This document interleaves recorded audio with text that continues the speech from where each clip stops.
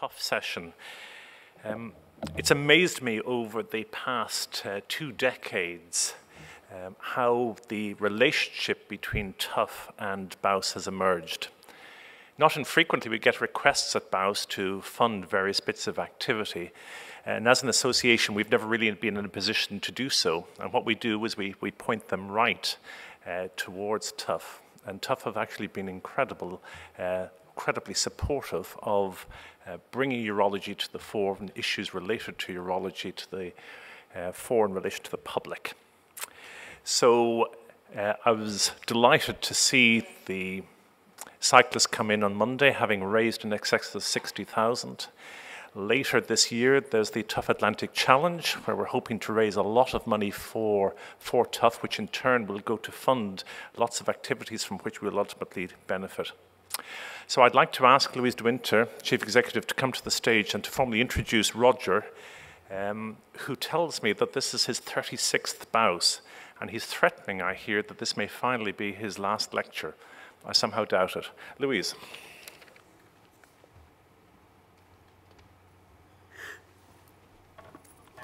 Thanks. Well, thank you very much, Kieran, and good morning, everybody. Before I do introduce Roger, our next speaker, I would like to, this is the point at which we award the Urology Foundation Medal for the Best Research Scholarship application submitted in 2018. And the winning entry is for a project that will evaluate new image-based screening tests for the clinically significant prostate cancer in men in the community, and with the aim of finding a suitable test which might in future be offered as an alternative to PSA screening. And the award goes to David Eldred Evans, an academic clinical research fellow at Imperial College, for his project, the Prostagram Trial, a prospective cross-sectional study assessing the feasibility of novel imaging techniques to screen for prostate cancer. David, would you please come up and accept your award?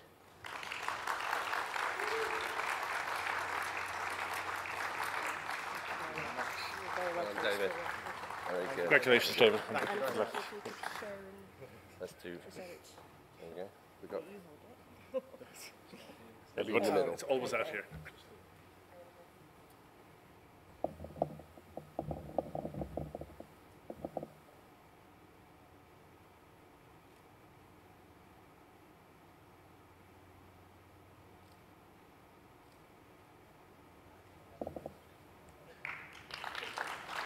Thanks, David. Well, I mean, our speaker this year is known to many of us and needs little formal introduction. He is a leading luminary in the urology world and a very renowned prostate cancer surgeon. He has always been ready to trial new techniques and practices, and is an avid champion of urology trainees and urology research, not least through his significant fundraising and support for the work of Tough and all that we exist to represent and do. Beyond that, he has long recognized that patient safety and excellence in care and the art of being a good doctor and surgeon is not just gained through technical skills alone, but by being a good communicator and listener. He has therefore championed education courses which emphasize the importance of communication and leadership qualities, so crucial in delivering good care and good treatment to patients. As he prepares for his retirement from clinical practice later this year, all of us at the Urology Foundation are extremely proud to call him our president. So, speaking to us about a life loving the prostate, I'd like to introduce Professor Roger Kirby.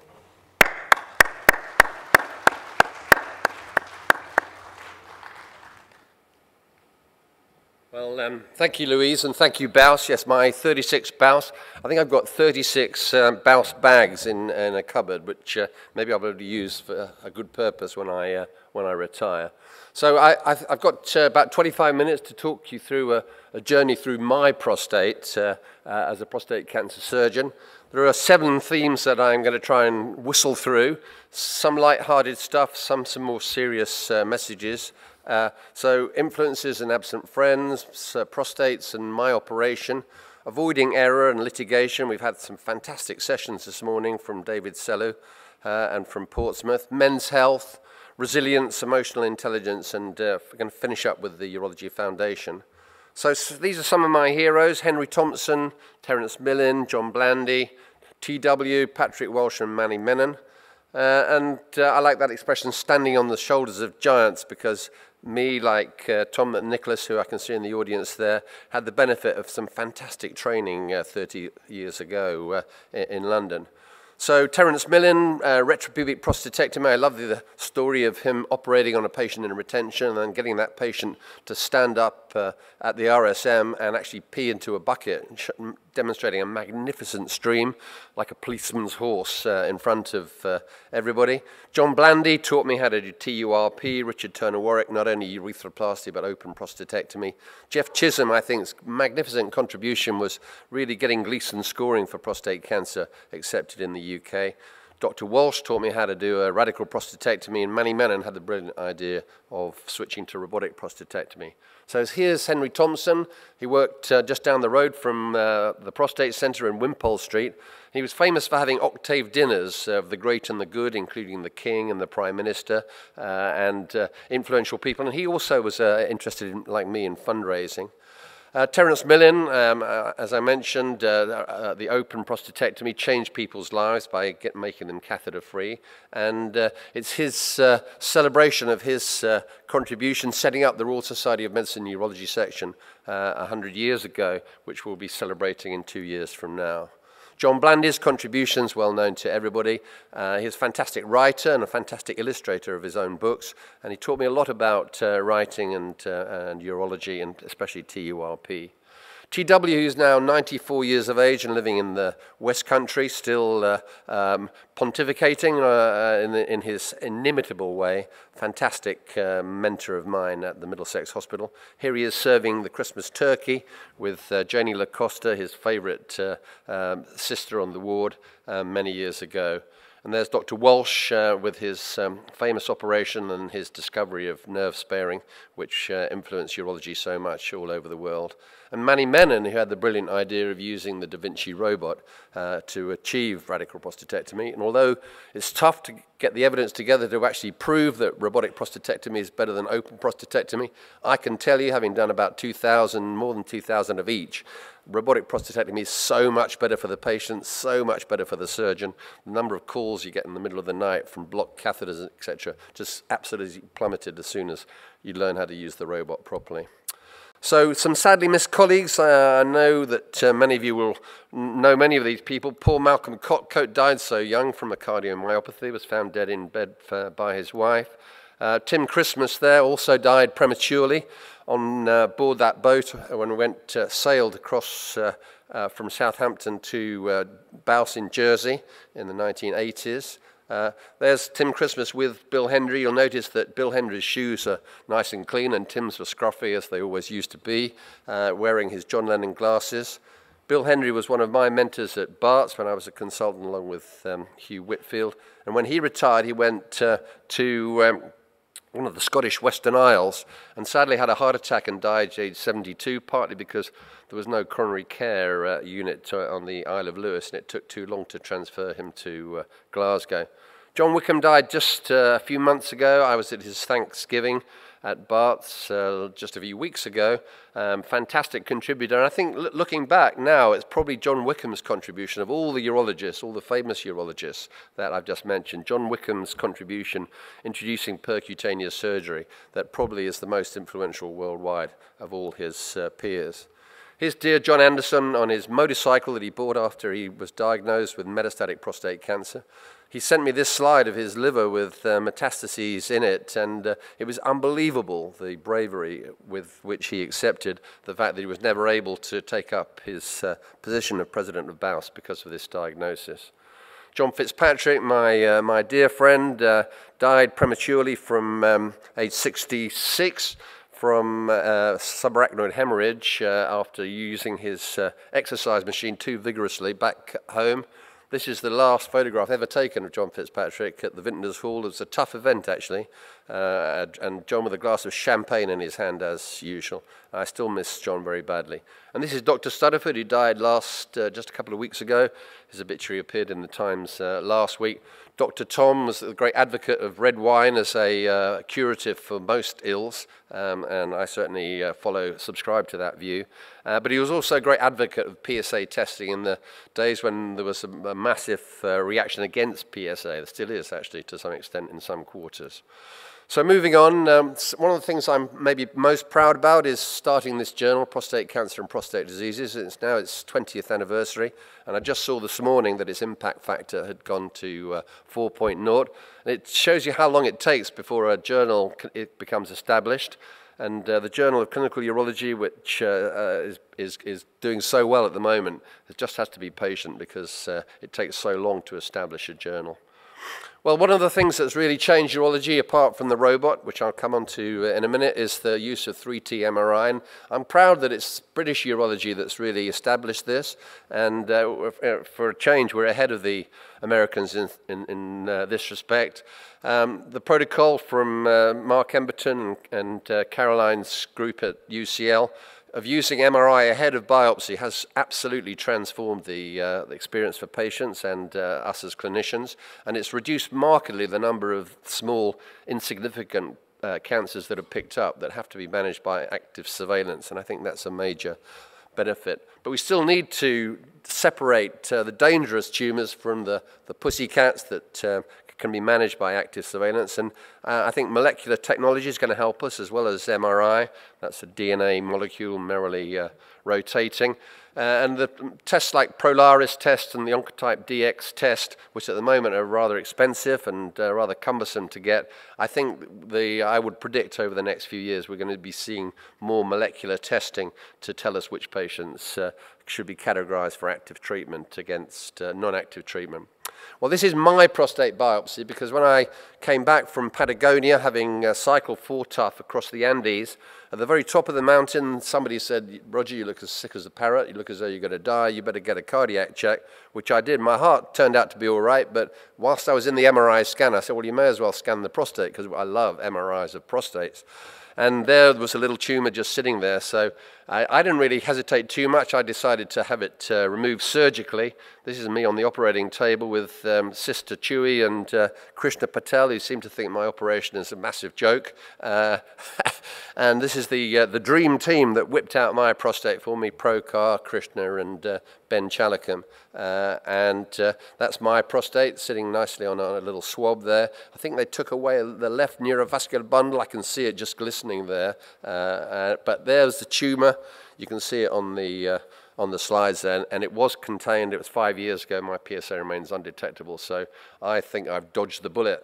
And having been somebody who's taken out a lot of prostates and then had his own taken out, I think that is a big advantage because the patients say to me, "Doc, what would you do?" And I said, "Well, I tell you what I did. I got rid of it, and here I am I'm living proof that you can have your prostate whipped out and still able to give a tough lecture 5 years ago." Well, one of the interesting things about that operation is we had a journalist in the operating theatre, a guy called Simon Garfield, fantastic writer, he's written about 7 different books, all of which are very good.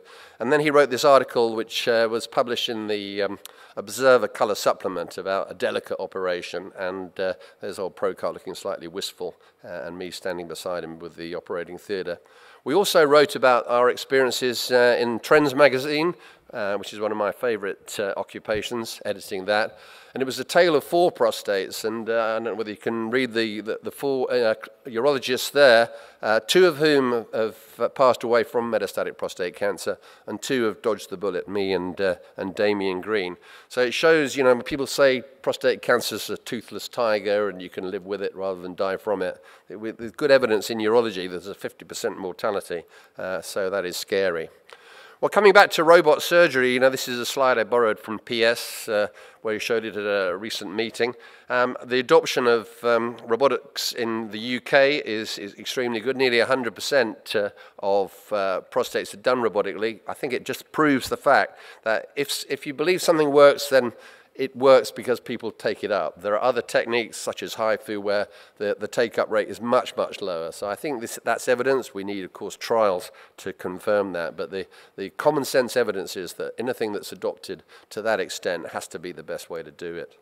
Of course, there are new robots in the pipeline. I won't go into all the different ones there, but you know, the future is robotics in surgery, and urology, as usual, is in the forefront, and British urology, as usual, is clearly in the forefront. Well, something else that's I think is very hot is PMSA PET-CT scanning. We use it a lot at the prostate center. We love this test. Here's lymph node metastases shown up on a PMSA PET-CT. Here are bone metastases on a PMSA PET-CT, which picks up soft tissue mets from prostate cancer as well as bone metastases.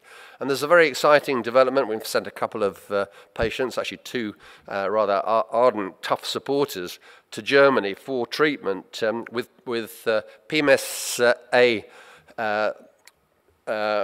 which is linked to lutetium, and it's a kind of clever way of actually treating just the metastases. You can see here that the normal distribution of PMSA in the body, in the salivary glands and in the prostate, as well as the kidneys.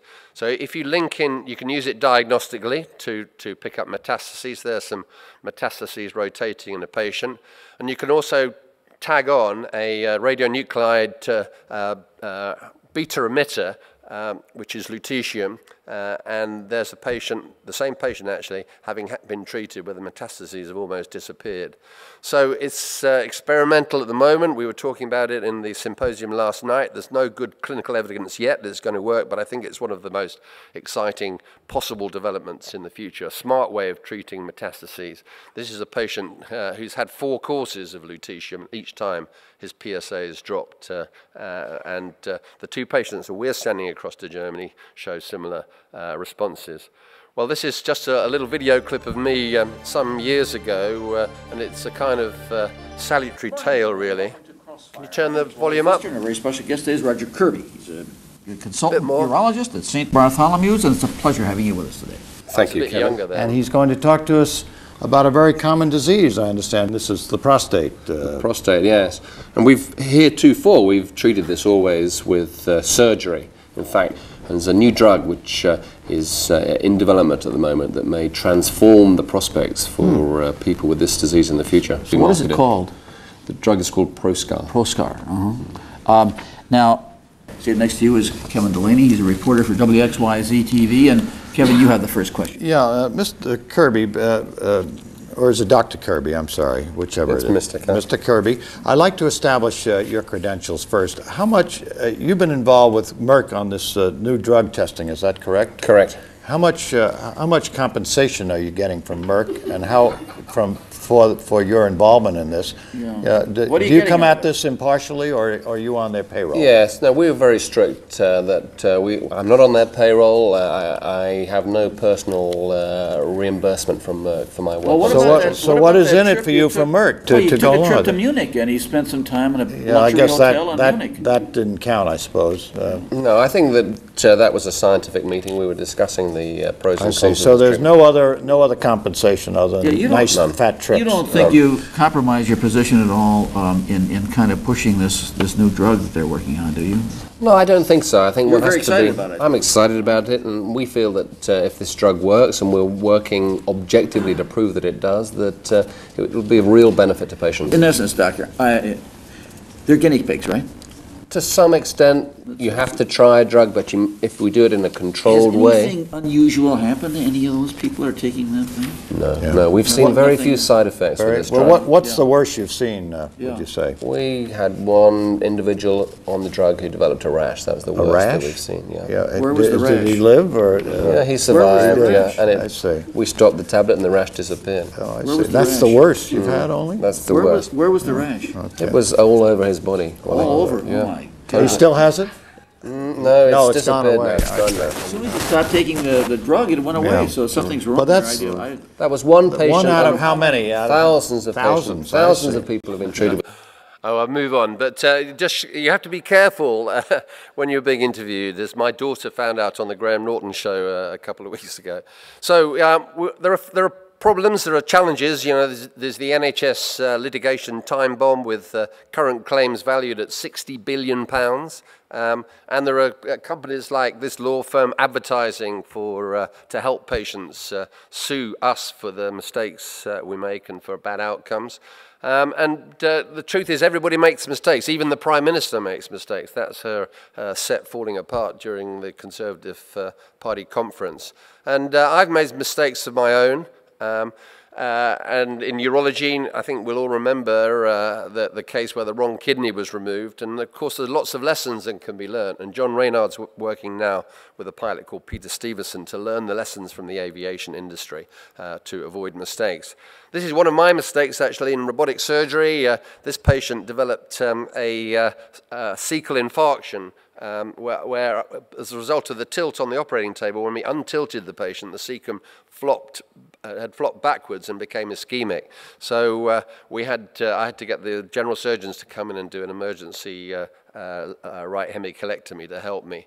So I think there's some lessons to be learned from mistakes. Everybody has mistakes, everybody has complications. I've actually been sued twice, and I've been reported to the GMC twice, and it goes with the territory. It is very upsetting when it happens, but you do need resilience, you need common sense to deal with it. So when things go wrong, there's a number of rules there. I'm not going to read them all out.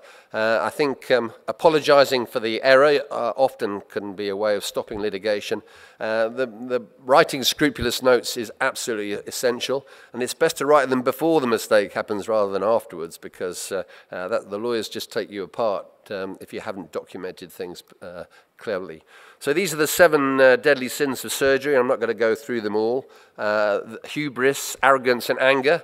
I do hear stories in London of surgeons getting really angry with patients and angry with the staff, and I think that's extremely unprofessional. Time management, last-minute changes of plans, and of course now with the Confidentiality Act and the potential fines from that is a problem.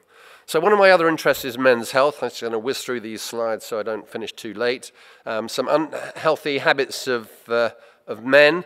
This is a good example of the sort of problems that men can run into.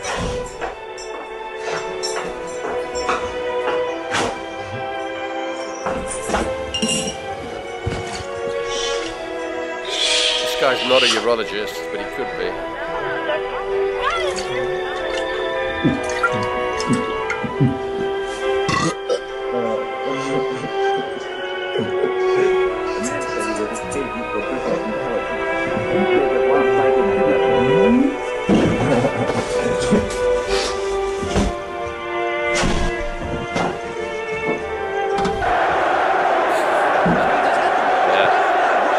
Come on, England in the World Cup. Okay, a little bit more about men's health. Well, this is Michelangelo's David, and this is the modern Michelangelo's David as a result of all those American fast foods. We can blame the America for the size of our burgers, but we don't actually have to eat them. This is the metabolic syndrome. And we came up in an Italian restaurant, actually, in Wimbledon with my friend Cully Carson, of this idea of getting to a better place, listed there, of the 5 key things to do to try and lose weight, which I try and do, but not always successful. Fully there. Lose the booze would be a really good one, I think, but it's a tough assignment. Well, cardiovascular disease is linked to urology. This is a coronary artery that is blocked by atheroma. This is a coronary artery with a thrombosis in it. My own father died from a myocardial infarction at age 49 when I was still at school, which I think is one of the reasons why I got so interested in men's health. But also, you know, I was involved in the development and marketing of Viagra, which is a fantastic discovery in the middle of my career in urology, which changed patients' expectations. But I think we've got to remember that erectile dysfunction is linked to coronary artery disease by endothelial dysfunction, and actually that ED word also stands for early death, so it's something to bear in mind. So I think urologists ought to be men's health doctors in the way that gynecologists are women's health doctors, and we ought to think beyond the prostate to the rest of the patient and think about those things that are listed there. So what about being a team leader? There's some things there. We've got a new president of BAUS who needs to be our team leader, but we're all team leaders within our own units. And there are a few words to pick out there. Respect, not just for your colleagues, but for everybody that you work with, leads to loyalty and trust. And I like that last statement. Change without leadership is impossible. Leadership without change is irrelevant. So if you're going to be a leader, you're going to have to think about some sorts of change, but they have to be the right change. Well, these are the 5 components of emotional intelligence. Maybe self-regulation would be the one I'd pick out there, because I think to be a successful surgeon, to kind of get through your career without being ending up in some kind of disaster zone, then you have to regulate yourself carefully. And my advice to you after 36 years of urology is never lose your temper, always stay in control. You need these other attributes, including keeping a steady nerve, and that really is the same thing as resilience, I suppose. So just to finish off with some quick pictures, these are some of the more memorable fundraising challenges that we've done for PC UK as well as for Tough. I started running marathons back in the year 2000. We then climbed up Kilimanjaro, and I nearly died of mountain sickness at the top. It was Chris who saved my life by giving me massive doses of dexamethasone at the top of Kilimanjaro. And there's my pals, including Roger Plale and John Fitzpatrick and Mike Bailey there at the bottom of the mountain, having survived.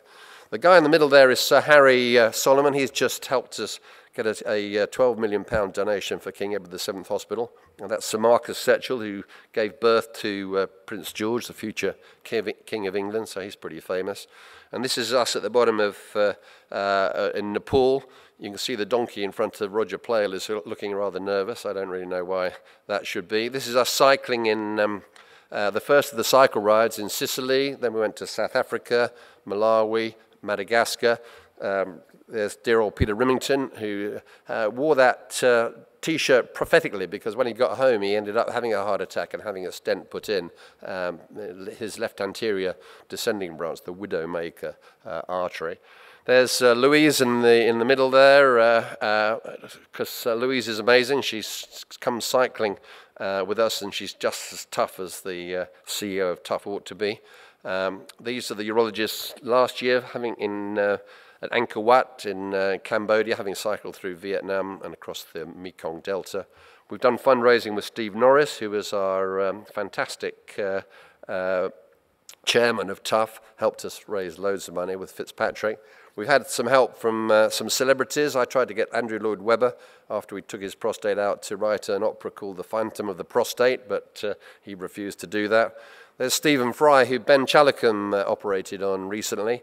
I've stopped doing robotic surgery now, so to use World Cup terminology, I do the assist. I see the patient, set them all up, send the patients across, and then Ben just nods them into goal, like John Stones did against Tunisia recently. There's my dad and my mum. There's my wife and my little daughter, who's now quite famous. That's my boy Joe. There's Vanessa in The Crown, which has really put her on the map. She won that BAFTA award a few weeks ago, made quite a nice speech, and that's Juliet, my youngest.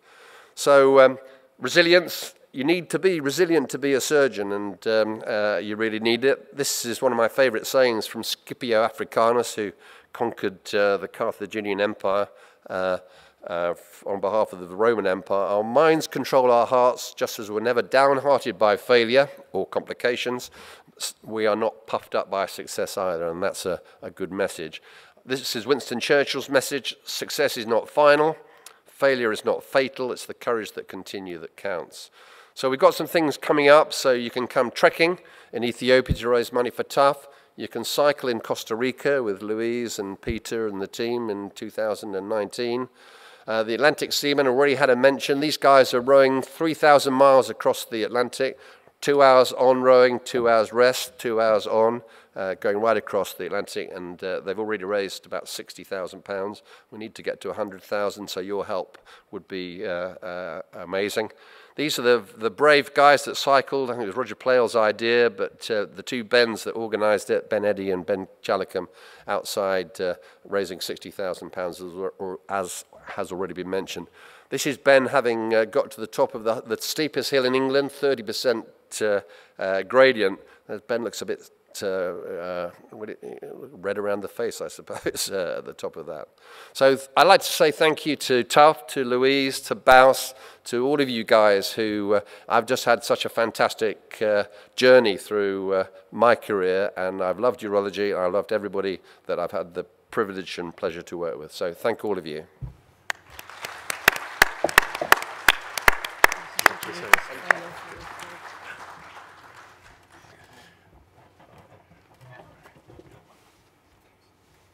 Thank you very much, Roger. And as ever, your talk was both interesting and entertaining.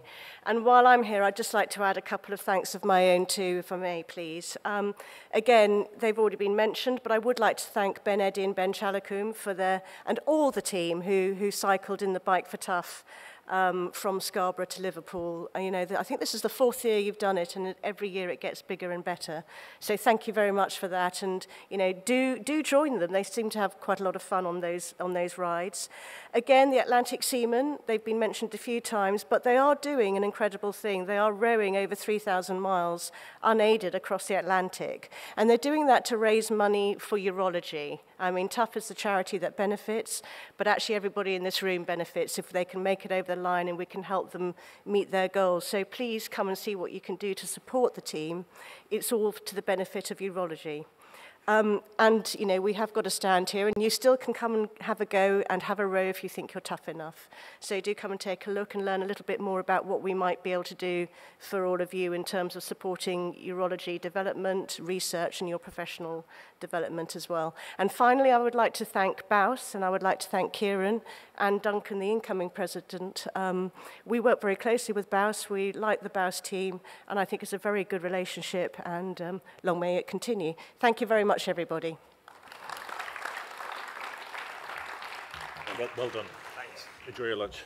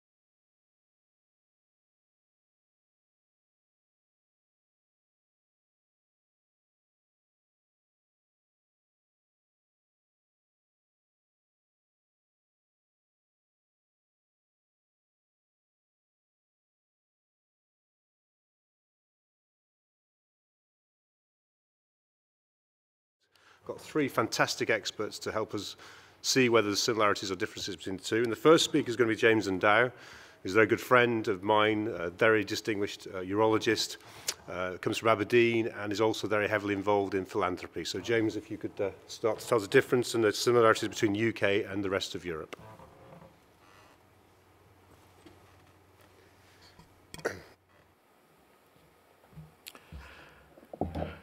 Thank you, Duncan. I asked Duncan a few days ago whether I could be a little bit controversial, and he said no. So I'm afraid you're just going to get it straight up without me moving 1 millimeter on either side. Comparing the UK and the EU, well, that's a tough ticket in 15 minutes. I think that I took a different perspective, that yes, we're going to talk about training, what it's like in the UK, what it's like in Europe. Can we compare them? What are the differences? But I suppose we need to start saying, what is the end game? The end game for us in terms of training and a career is that patients do benefit eventually. That's what we all want.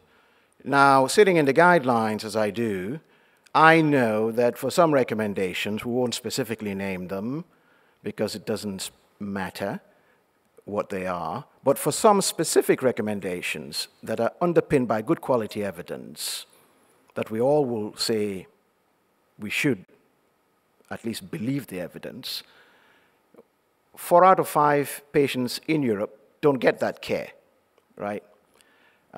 We all know what that translates to in terms of outcomes.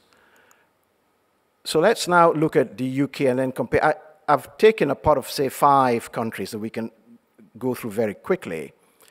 If you look at the UK, what does the training look like now compared to when Duncan and I and others were training? You go through medical school, you do your foundation program, you either do an uncoupled or a themed run-through training of about 7 years in total.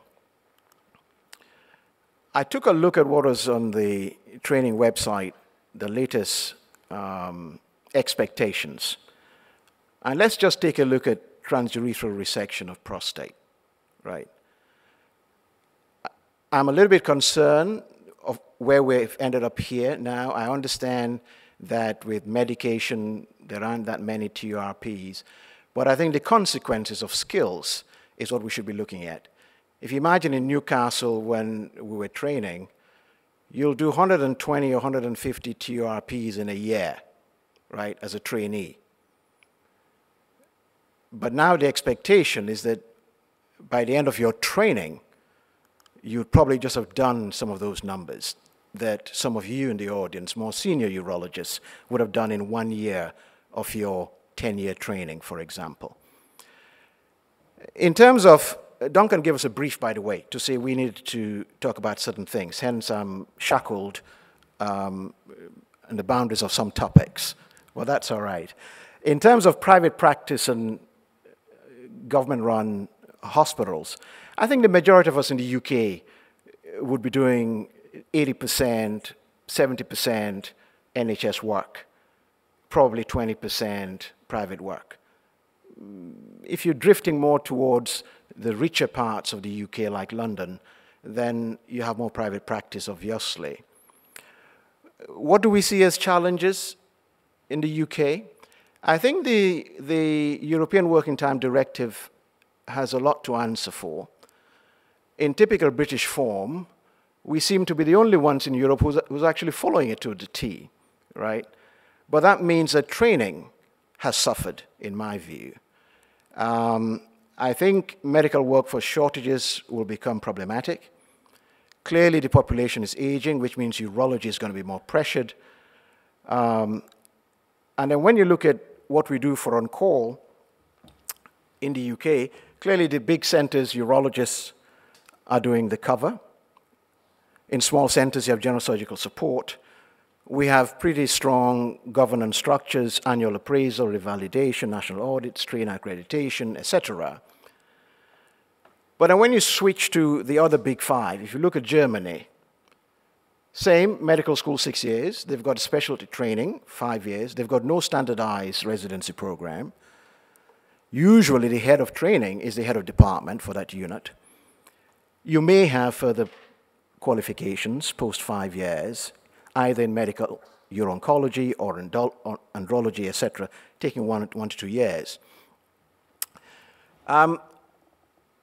Office urologists are abundant in Germany, doing minimum invasive or minor surgery rather, medical oncology and things like that.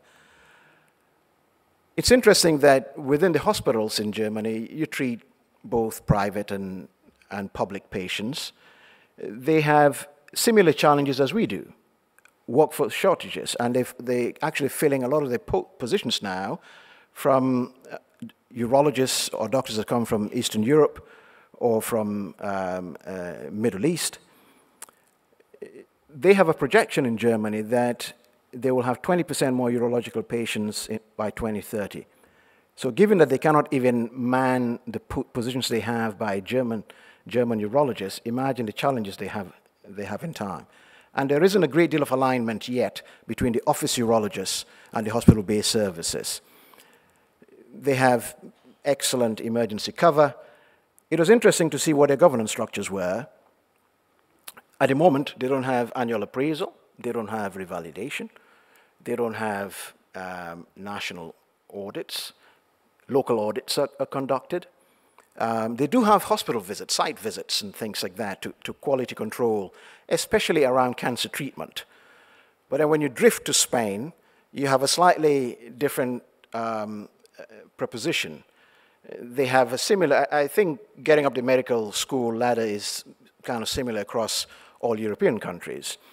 But they have an interesting way of entering into urology. A year after you finish your medical school, you take another exam, and then you're ranked. And based on your ranking, you might get your priorities. And then they do a year of general surgery, they do urology special training for 4 years, they have no standardized national residence program, and again, head of training is usually head of department. It is interesting to note that Spain urologists are one of the poorest paid in Europe, actually. So if you work in the public sector, you probably get paid about 40,000 euro. So that means that the majority of urologists would also have a significant private practice interest. They face particular challenges like we're doing in the UK regarding the majority of medical school entrants now being female, and that will impact their planning in due course.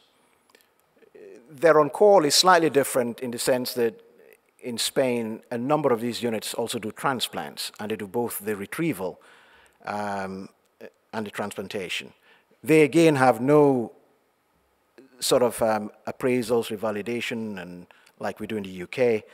And I was interested to know that the FIBU exam is also not mandatory. And in terms of governance, they just follow whatever their own local hospitals are doing. I thought it would be interesting to switch to the Nordic part of Europe, because they usually have very well thought out structures. They have an internship after you finish medical school of about 18 months. They do general surgery for a couple of years within a total of 6-year training program, 4 of which is urology. They then do something else like anesthesiology for a few months.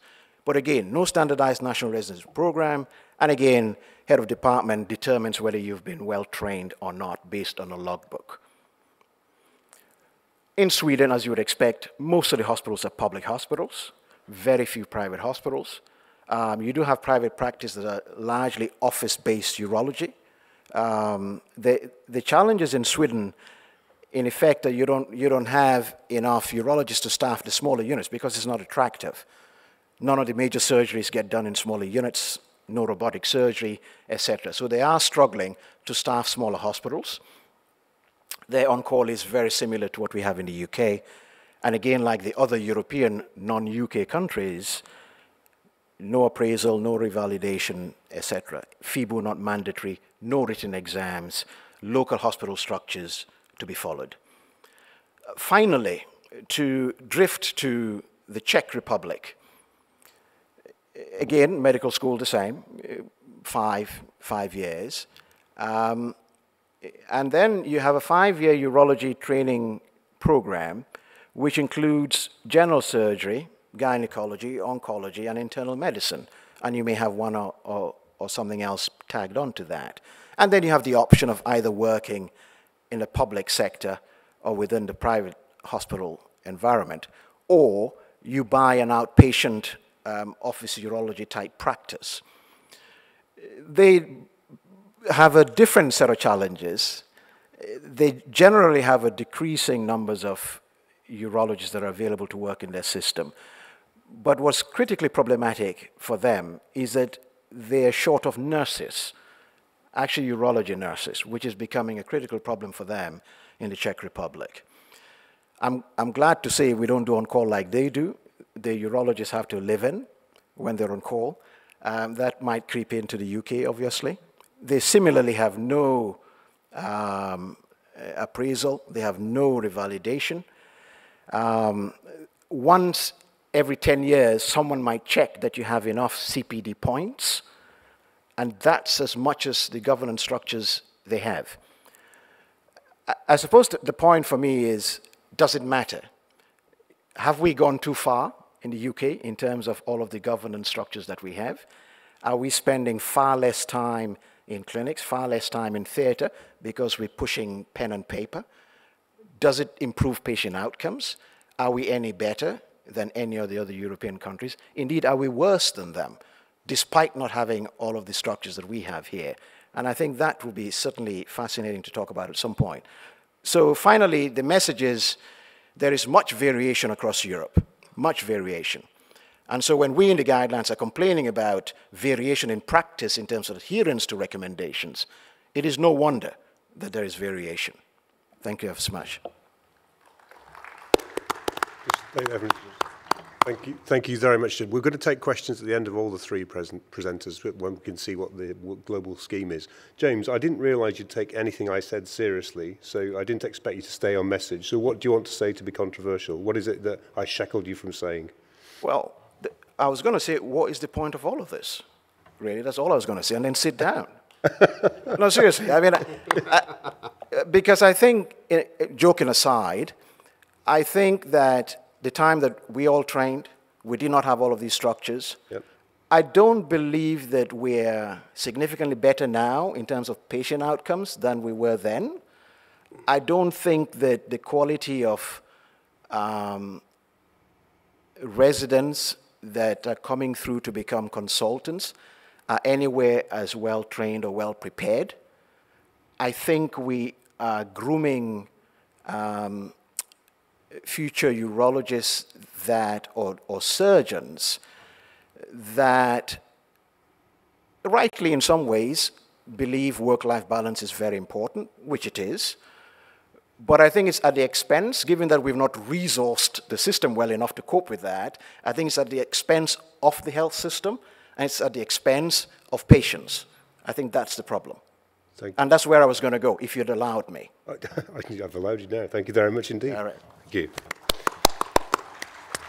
So to contrast to that, we're now going to go to the view across the pond, and Professor Alan Partin, who many of you know is the Professor of Urology at the Johns Hopkins.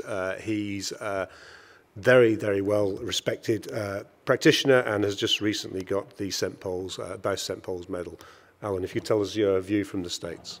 Thank you, Duncan. It's really thank you for inviting me. I probably started giving international talks when I met Jerry Murphy back in 1985. So it's been a long time, and not once have I been asked to speak about training. So Duncan, you forced me to turn Google on and get some information to share with you. But I think I really thank you the most, because if you hadn't invited me to give this talk, I probably would have went home by now and wouldn't have seen Roger Kirby's prostate.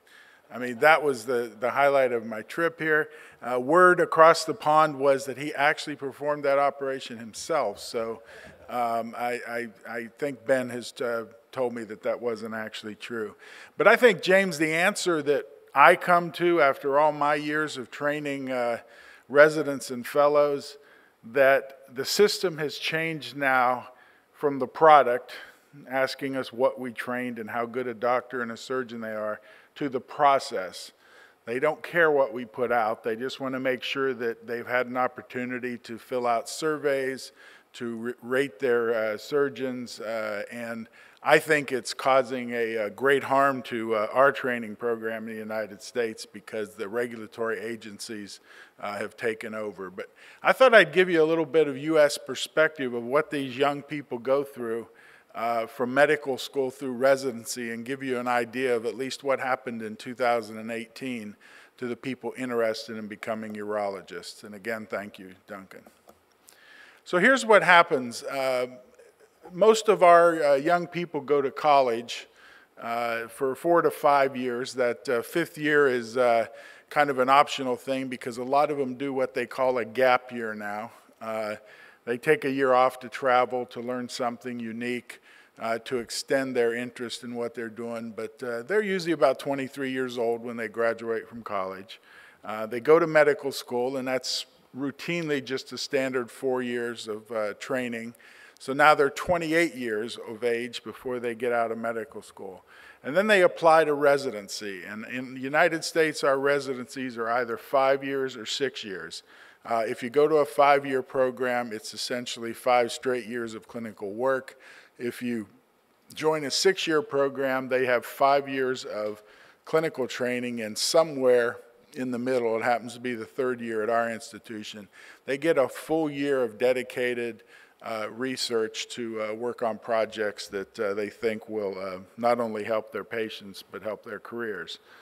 In that picture of all the girls there, that's the female residents in my program that took that picture to match the one that showed up on Time magazine a couple years ago. So what happened in 2018 in the United States? We have 133 residency programs in the United States. Each program has between 2 and 5 residents per year. So that's 325 positions. There were 436 candidates that registered for that. And I'll show you how that breaks down with national and international. 402 of them actually fulfilled the requirements for submitting an application, and that varies from institution to institution. The average applications that were sent to an individual program are 234, and now you'll understand why the chairman doesn't review them all. The average interviews given by an institution are 36. So to bring 36 young people in and interview them at a very detailed format, we literally shut down our programs for 2 days a year just to go through that. And there's an immense financial impact on that, on downstream revenue and surgeries not being performed. The average applicant, believe it or not, goes to 15 different places to do these interviews that last between 1 and 2 days. So they're spending 3 to 4 months of their last year, literally a 3rd year of medical school, traveling around the country, going to interviews and dinners and meeting with faculty from other places. The average number of candidates that get listed or ranked by a program is about 32. We rank 34 at Hopkins. And the applicants that actually matched in 2018 out of 402 that submitted were 314, leaving 85 of the candidates unmatched. So here's a look at that 402. 86% of them were senior medical students applying for a residency. The ones that had taken a gap year to extend their training, there were 29 of those patients. 29 of those students, and foreign medical graduates, there were only 32 out of the 402. And if you look, the ones that did a strict 4-year medical school, 86% of them matched. The ones that did a gap year, 45% of them matched. And if we have time later, I can go into my philosophy of why they don't do as well. And the foreign graduates, it was only 22% matched in the program. You can see that the same number of males and females ratio-wise match. There's about 25% women that apply. So what happened at the Brady? We usually receive between 290 and 310 applications for the 3 slots. We just require that they've taken their exams and have a score, and that 3 letters come in. You could have 4 or 5 more, before you agree to look at their resume. Amongst our committee, there's about 10 faculty members that range between assistant and full professor. We try to get pediatric and adult, and usually try to get a diverse group. We review the applications and take it from the 300 down to 34. 2 people review each chart so that there's a fair chance for everybody to get looked at. Those 34 then invited for a review. It's 2 days again, over 2 weeks that we review these candidates. 17 of them come in at a time. Each candidate then is interviewed individually for 15 minutes. It's like speed dating, obviously, by about 8 to 12 of the faculty. And sometimes there's 2 or 3 faculty at a time interviewing these young people for 15 minutes. We try to make them comfortable. The residents take them out to dinner the night before. We hire a tour bus to drive them around Baltimore to get familiar with the area, and they have a lunch with the entire faculty while they're there. Afterwards, the faculty score them. It's a very elaborate, computer-driven, do it on your iPad while you're talking to them system with about 15 numbers per candidate. And there's 2 full faculty meetings to go over those numbers, list and discuss the candidates that we're going to rank in order. We always have diversity and inclusion when we're trying to make sure that we keep that in the forefront of our minds. And then when we rank them, they rank the places that they interviewed with, and the computer matches it with the emphasis trying to make the candidates' ranking list the best that they can possibly be. And then, just like the NFL, we find out who we're going to get in our program at the end of the match. So this is what we did last year. We had, amongst all the applicants, compared to the ones we actually interviewed, very nice male to female ratio, and also looking at the African Americans, Hispanics, etc., we had a very nice match. Once we have shown to our university that our applicants versus who we interviewed matched with respect to diversity, we are not required to, make quotas in any of the categories at that point. This is the program that they use in the United States to run this project. You can run lists like this. This one I just pulled out the 34 people we interviewed, and then you could see where they matched, where they were from, and the ones that are in colors were just kind of to show you it's very competitive. Our competitors are Mayo Clinic, UCSF, Cornell, UCLA, and Vanderbilt, and you can see amongst the 34 that we interviewed, quite a few of them went to some of the biggest and best programs. We then can survey the people with anonymous surveys when they leave, and I thought this was very interesting that the 2 most important features in picking their residency are no longer how many surgeries you're going to do, what's the clinical volume, are you going to get good academic training, but they want to see there's a support network for their family, and their pay and benefits are going to be the best. This has been a change in the young people coming through residency program that we've all noticed, and we have to cater to that if we want to try to attract the best people. This is what their 6-year program looks like. I'm not going to go into great detail here, but the first year is mostly general surgery. They do 1 month of urology. Second year, they start to get work on our 2 adult services at our 2 hospitals, 1 month of pediatrics. Third year, they get 2 more months of pediatrics, and then they don't see the pediatric service again until their last year of residency, where they're the chief, almost a fellow on pediatric service for 4 months.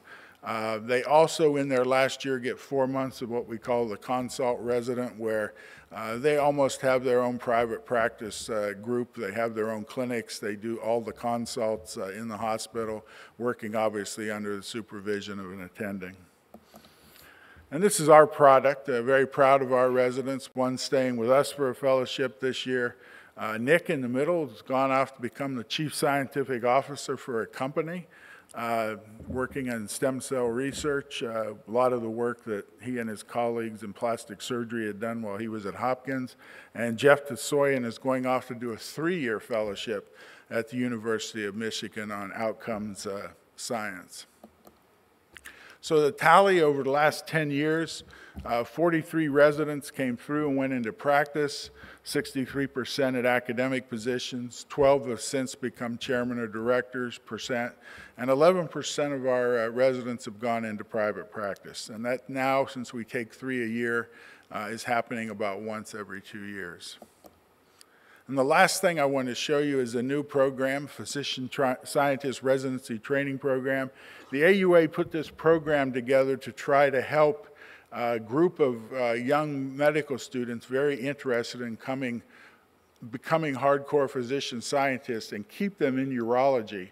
And they offer them, through their training, 3 full years of intensive research training embedded in their urology, and they pay about half of what's necessary to do that, about $75,000 a year for these people. The AUA picked 5 people this year, and again, the purpose was to help them lead robust research programs, expand research in areas of unmet need, and they primarily focused on the ones they picked away from oncology, which is fine. But, you know, we train a lot of oncologists, and we're not really training scientists in the other fields. And in the end, the experiment will be over in 2027, and at that time they'll determine whether or not it was successful or not and see if they want to continue to do this on a yearly basis. So finally, a little bit about the money. A student going through 4 years of college is about 96,000 pounds. Medical school for 4 years is 208,000 pounds, so they're up to about 300,000 pound deficit that they're going to have to pay back over their first few years, and their salary in the United States is between 42 and 54, depending on which part of the country you live in, pounds, that they'll get for that 6 years of residency training. And we'll take questions at the end. Thank you. Thank you. That's fantastic, Alan. Thank you very much indeed. So our next speaker is Sanjay Kulkarni, who is a big friend of British urology. He's based in Pune, India. He's a very eminent urethral reconstructionist, and he's going to tell us all about the Indian perspective, and he's just received the honorary membership of BAUS. Sanjay. Thank you, Duncan. I'm going to discuss about the similarities and differences between the Indian practice, how the training looks from medical school to certified urologist, what the career of a urologist looks like in India, and the difference and similarities between government and private practice, and lastly, plans for future training. So India is a country with a population of 1.3 billion, and we have about 4,000 urologists. So compared to the rest of the world, we have less number of urologists. So every urologist has a very large patient population. The urology training, which I undertook a long time ago, I started my medical school in 1971, it still stands true today, not a lot of changes. So the basic medical degree is about five and a half years, which includes 1 year of internship, then surgery training for 3 years, and urology training for 6 years. So one goes to medical school at an early age of 17, he becomes a doctor at the age of 22, and he becomes a surgeon by 25, and he's a urologist by 28 or 29. So we have younger urologists compared to England and in USA. The urology training falls into 2 categories. One is the medical colleges have an academic qualification called Master of Chiropody, MCH, and DNB is national board, where these are charitable hospitals, corporate hospitals, or private hospitals where one can get a diplomate of national board. So both are qualified to practice urology, but if you want to be a professor, then one must be MCH in urology. So this is a paper written by my colleague, Dr. Ganesh Gopal Krishnan, about urology education in India. What is the strength? So after surgical training, he has to take a test called NEAT, which is an all India level, very tough test, and there is a ranking, and depending upon ranking, he chooses the center where he wants to go. So the resident has the choice of choosing the center, not opposite. And urology is most sought after specialty because you can really practice it alone. You don't need a large hospital to go and practice. So we are able to attract the best residents in surgery. They come to urology, and we have a committed and capable group of teachers and teaching programs. The most important difference between teaching in India and rest of the world is live surgery workshops are very popular in India. In last 15 days, I conducted 3 live surgery programs demonstrating uretroplasty. I operated on a 2-year-old child with something like a fractured pelvis, treated with a long gap in the posterior urethra due to surgery for high imperforate anus. I did crural separation, inferior pubectomy in front of 250 people on a 2-year-old child, and this was live transmission. So people are learning more in India, and one day I want to tell you, the whole world have to come to India to learn surgery, because we want to see the changes, how the thinking happens, how he changes his way of treating. What are the weaknesses of education in India? Lack of exposure to research. We are so much involved with treating the patients that we hardly do what we call basic research. Paucity of publication. There is an Indian mind which suggests that unless there is something new, I don't want to publish. So publications are few. A lack of subspecialty fellowship training programs that is yet to develop. There are few, but not many. And urologists are basically in larger cities. So we don't serve our villages where 60% of the world, our Indian population lives. So what are the opportunities? Because of a large volume, the technology gap is narrow. It's a global village now, and travel and communication is easy because low-cost airlines, internet, and medical tourism is possible, and it is a possibility of an Indian urologist becoming a world leader. What is the threat? There is a yearning among residents to go overseas. If they want to make money, they go to Middle East. If they want to go for a career, they may go to England and America. But sadly, doors to such opportunities are being closed. So in a teaching hospital, if a urologist joins, there is a professor, assistant professor, lecturer, and resident, and we have about 400 medical colleges in India. The urologist has a fixed salary, and private practice is not allowed. So these are teachers who have given up their financial freedom to teach. We have a large number of corporate hospitals coming up. These are state-of-the-art modern hospitals, and they want to employ full-time urologists, and the basic salary plus incentives, what we call payment for performance. And they want you to stay in the hospital for the whole day and operate on the patient. But the most common situation compared to US and Europe is what we call roaming urologists. This is the most common form of practice in India. He moves around hospitals, covers small hospitals. So there are tiny hospitals. I own a hospital. So this is basic urology surgery like lower tract, like DVI, ureteroscopy, TOR, PTOR, BT is done by him. And he will go to a larger hospital if he wants to do some major case.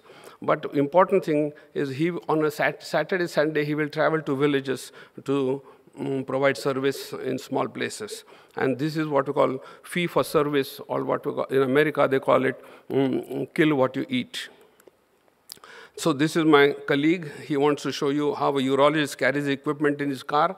He will take all the equipment. He will go to hospital, set up the equipment, and walk to the next case. And once upon a time, I used to operate in 60 different hospitals in my city. So Indian urologists offer best care at an affordable cost. He provides care to the patient's doorstep hospital. He runs a clinic between 6 to 8 in the evening. So unlike Western countries, the patient does not have to take a leave from the work. He goes home at about 5:30 to 6 o'clock and can go and see a doctor. On a 5-kilometer stretch of road in Pune, a patient can see 15 different urologists, and the consulting fee is about $5. So he can have a number of opinions on one evening. The urologist knows the patient by name, not by his room number.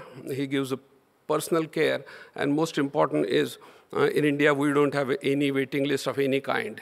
So what we call a rich country, we have no waiting list, because patient can go to a private hospital if he has money. If he is poor, he can go to a government hospital.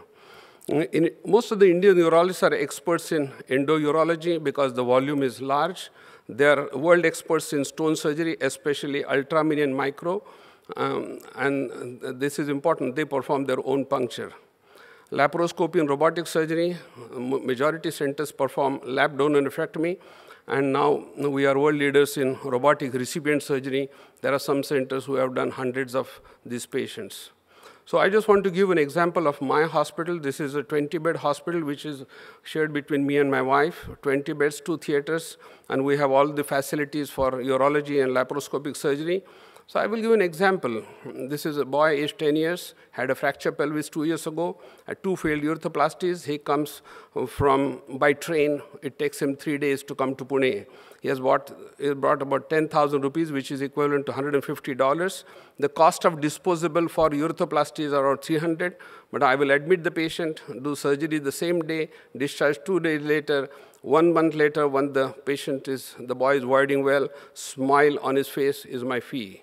So this is very interesting. I deal directly with the patient finances. There is no third party, government or insurance company coming in. So when a patient comes to my clinic, I say, are you here for consultation or for surgery? At 8 o'clock, I will do uroflowmetry. And then 9 o'clock, I will do x-rays, RGU and MCU myself. And then we start antibiotics. And 1 o'clock, I can perform urethroplasty. So negotiation between the patient and the surgeon. And we have some centers of excellence like this Mulji Bhai Patel Urology Hospital in Nadiyad. There's another Asian Institute of Nephrology in Hyderabad. Medical tourism market report says that India has one of the lowest cost and highest quality of all medical tourism destinations. It offers wide variety of procedures at about 1/10 the cost of similar procedures in US. So in India, Constitution guarantees free healthcare for all citizens, but in practice, the private healthcare is supposed to provide majority of healthcare. And this is how, my last sentence is when an Indian urologist chooses to become a subspecialist, which is rare, then he becomes a world leader. So thank you. Thank you very much, Sanjay. We'd like to finish that fantastic talk. Are there any questions from the audience? I want to make this as much as a fact-finding and an interactive session as possible. Just while you might be thinking of any questions, in the UK we have a problem where competition for higher training specialists in urology has gone down from about 10-to-1 candidates to about 2.5-to-1 candidates in the last decade. That doesn't seem to be the case in the States or India. Is that true? We have a lower competition for a higher urological training. Well, our competition, you saw about roughly 85 to 86% of the people that actually try to match do match. It is competitive to try to get to, the higher, better quality programs, but most people can find a place. But it has caused them to interview at multiple places, quite a big expense for the people. Yeah. But over the last decade or so, has that stayed the same, or is it getting... Pretty much the same. Yeah, but pretty much the same. And in India, urology is the surgical specialty. When a general surgeon wants to subspecialize, urology is the first choice that he has. But as an MBBS doctor, I think radiology and orthopedics are very popular. Is it linked to the income generation potential of specialists? Is that fair to say? So urology is usually well remunerated if you're a successful urologist. Yeah. Most important, you can practice this branch alone. You buy your equipment and travel around. So you're not dependent on a hospital. You can you can buy a piece of land, build a hospital, start your clinic, and there are no great restrictions from the government. Okay. Any questions from the audience at all? Stunned silence. So, Alan, okay, yeah. Okay, there's one coming to microphone number 2.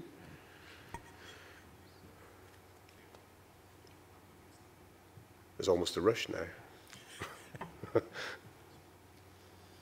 My name is Muzaffar Chaudhry. I'm a consultant urologist in Scunthorpe General Hospital. I'm a substantive consultant here. Last few years, I started going for a charity called Humanity First. The reason I wanted to tell you is that recently I have changed my job. I work 9 months here, and I work 3 months outside the UK. My parent country is Pakistan, and India is not different from Pakistan. I want to have a comment, and the comment is that there is a medical shop and there is a medical service, and these two things are quite different. And if we want to care for the patients, we need to provide the service, not the medical shops. And that's what's happening in the third world. If I work for myself, I want to earn money from vulnerable, then obviously I can go to any hospital and do all of these things. I think while we are talking about practices in the whole world, we should try to preach and practice the equality, equity. Everybody has an access to the medical. It's humbling when you go and see the practices and the sufferings with the people. I don't want to give a big lecture, but my comment is I would strongly condemn the medical shops, and I will strongly support the medical service. Thank you. Thank you very much indeed. A very insightful comment. Also on microphone number 2, Kieran Flynn. Thank you, Duncan, and I've really enjoyed the session. Could I start with you, Alan, and talk about how you pick winners? Because one of the problems that bedevils us is this form of speed dating that we have here in the UK, that we typically conduct our interviews. We have national interviews that go over a period of a couple of days, and that the candidates have a short period of time with each of the assessors.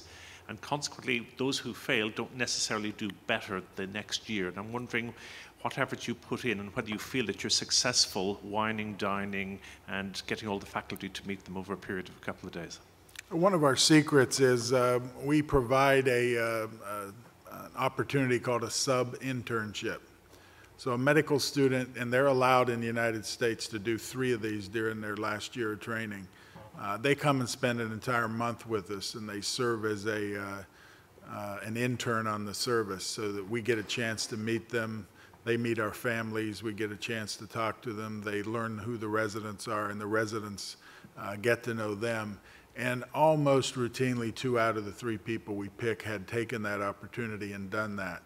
You're absolutely right. Those 15-minute conversations, you could have somebody that looks so good on paper, but the minute they get there, you find out that they freak out and break down at the slightest bit of stress. And that's hard to pick up in a speed dating session.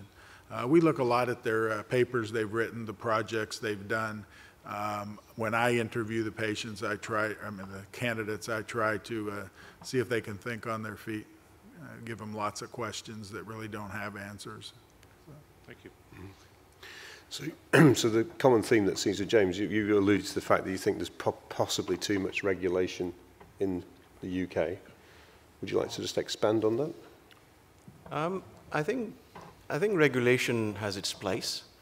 I'm not sure the regulation we have picks out specifically bad doctors.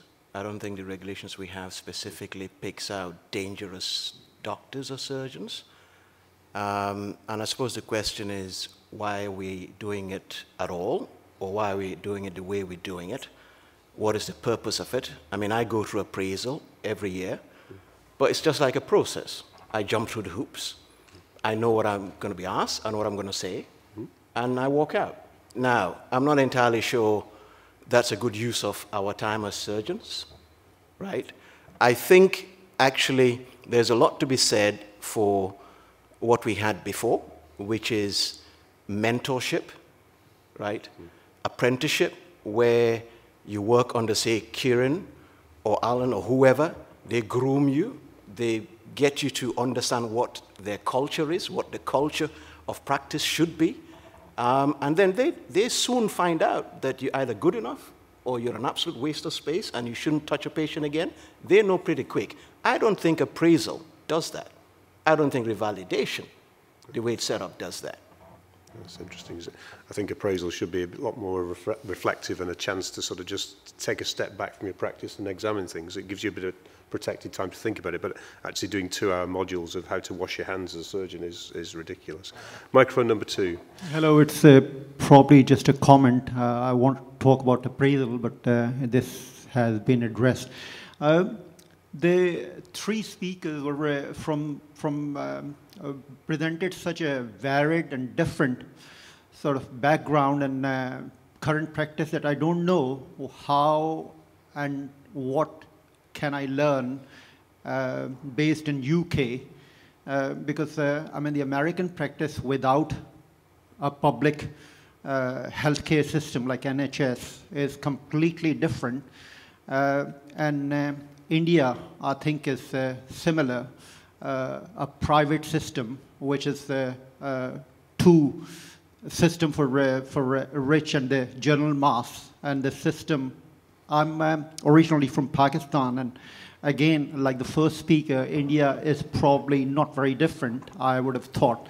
And the public system is broke. So although the urologists from India and Pakistan may become the world leader, I am unsure if the system can be envy for the rest of us. Coming to the UK system, I think again a comment, it might have been better to look more closely at the European models, since I mean the main discussion these days is whether NHS in its current form can be sustained and maintained, and whether an insurance-based system, the European or the Swedish or the Dutch model is better, a fee which is mandatory. And lastly, about appraisal, I think this is something which we might have discussed a little bit more, but Professor has just touched it, which I agree with, that this system is becoming probably out of control. Recently I had appraisal which was extremely intensive, and a forensic analysis of my practice, which was, I think, quite traumatic. Thanks. Okay. Well, thank you for that. I don't know where to start with. Sanjay, what do you think about the state system in India not being all it's cracked up to be? Is that fair to say or no? So in India, we have a CME system, means I have to attend certain number of courses and I get points, and at the end of 5 years, I have to produce my documents that I have attended so many of continuous medical education programs, and my registration will be revalidated for next 5 years. Mm-hmm. Okay. All right. Another question from microphone number 2. Duncan, thanks for letting me back in. James, you had a little dig at indicative numbers and competency, and I have an interest to declare in that I previously chaired the SAC, and it happened on my watch, and it happened for good reasons. But what I'd be interested to explore with the panel is what constitutes competency, and is there a limited number in relation to procedures that you do think it's important that people have under their belt before they get signed off? And I do appreciate that signed off means different things in different countries. Okay, let's just take the TRP as an example. So how many TRPs do you think a trainee has to do before they're competent? We don't do TRPs in the United States, so that's kind of hard to answer. But endoscopic urethral cases, they probably on their logs for their boards, they have to have 50. 50? Yeah. Okay. What do you think, James? Well, I'm of the opinion that in terms of a TRP, when you've reached 100, you're probably just about feeling comfortable for your consultant to be sitting in the coffee room whilst you take on a 50-gram prostate. So I think when you become a consultant, if you've done, say, 100 or 150, I think you still will have sleepless nights about some cases, more than we would have done 10 years ago. Because when I left Newcastle, I'd done almost 700. Yeah. But those were the days when there were hundreds to do, yeah. Right? There aren't that many. So there's that challenge that we have now for numbers. But I think we in the UK must find a solution to the fact that with the working time directive, juniors are going to have, they clearly have less time in the hospital and in the OR. We need to find new innovative ways to make them more comfortable, but also more feel as if they're ready. Yeah? No, I agree. Because HE is driving the agenda to cut training even further, isn't it? And with shift patterns, it might be even more difficult.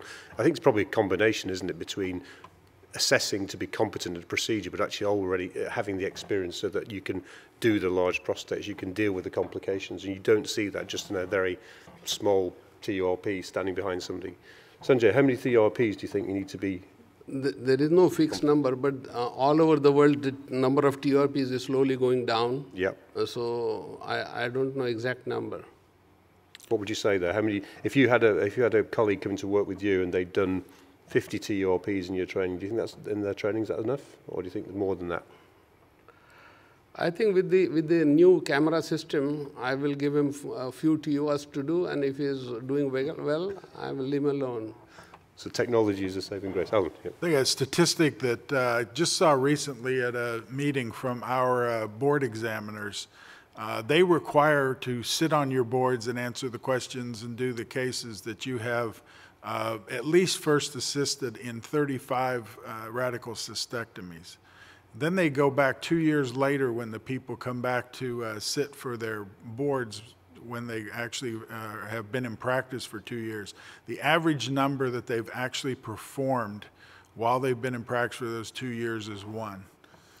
So, you know, we're requiring people to be trained in things they're never going to do. And, you know, these are numbers that you got to tick the box, and maybe that should be rethought. If you're not going to be a, you know, taking bladder out type of surgeon, maybe you don't need those boxes. Yeah, I was going to touch on that because your program seems to have quite a heavy influence on pediatric surgery, and presumably a lot of the people then don't do any pediatric surgery once they've... Oh, absolutely. Yes. So you've got to beg the question, what's the point of it, really, I guess? Well, they learn reconstructive techniques. Yeah. Small stitches. Okay. Are there any more questions from the audience? Okay, well, I'd like to thank participation and also speakers for 3 fantastic talks, and thank you very much indeed. Duncan, every time I